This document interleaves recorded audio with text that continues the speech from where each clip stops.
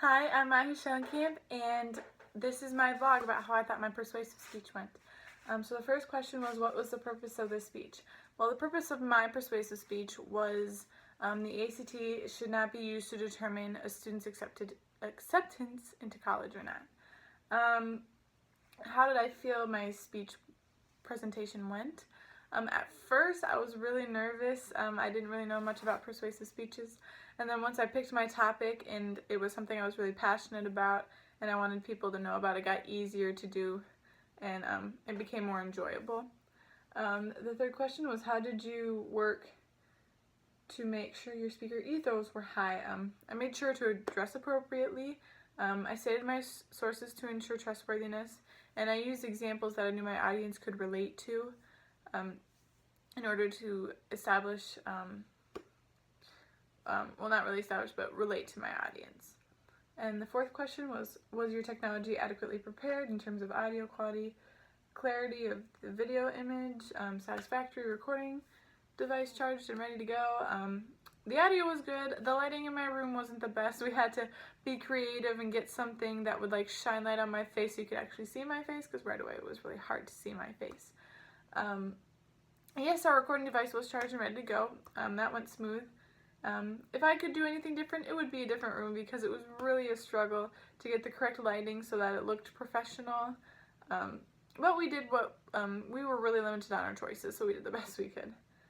The fifth question, in terms of structure and organization, what element felt natural to you and what felt odd?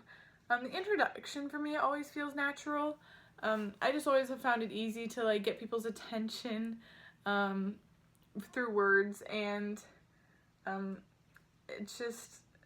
it's easy for me to smoothly move in and transition from one topic to the next. The things that really feel odd to me are the verbal signposts saying first, second, and third. It's just been really awkward for me just all the time, and that's why it's really hard for me to like get myself to say them. And I always have a hard time with conclusions. I have a hard time smoothly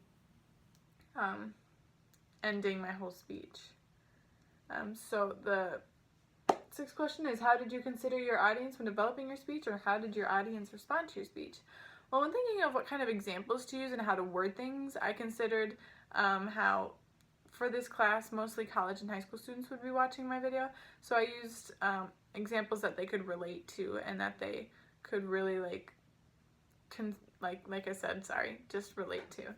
I haven't gotten much feedback, but from the 3 people that watched my speech, they thought it was really good, and they said that now they're on my side, so that's good, right? Yeah, that's just, for me, that's a good sign.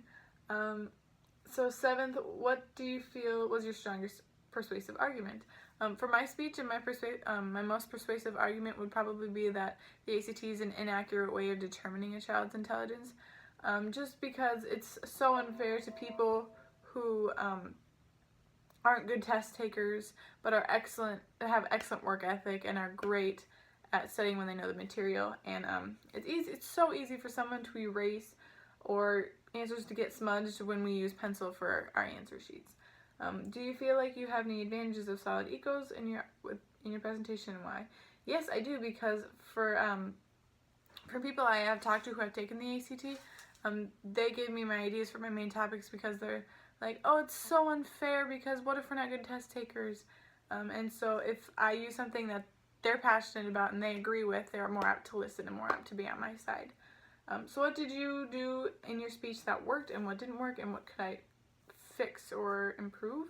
My setup of my speech, the organization of it, I thought was really good. The flow was really nice, which was really, really good. I could work on more eye contact and breathing throughout my speech. I don't know if you saw the end, but I was just couldn't breathe, I felt like. So that's another thing I need to improve on, is just relaxing and knowing that they're here to listen to me and that I'm kind of in charge at the time. So connect what I learned with my class readings and concepts. On page 137, it constantly says, your facial expressions are very important.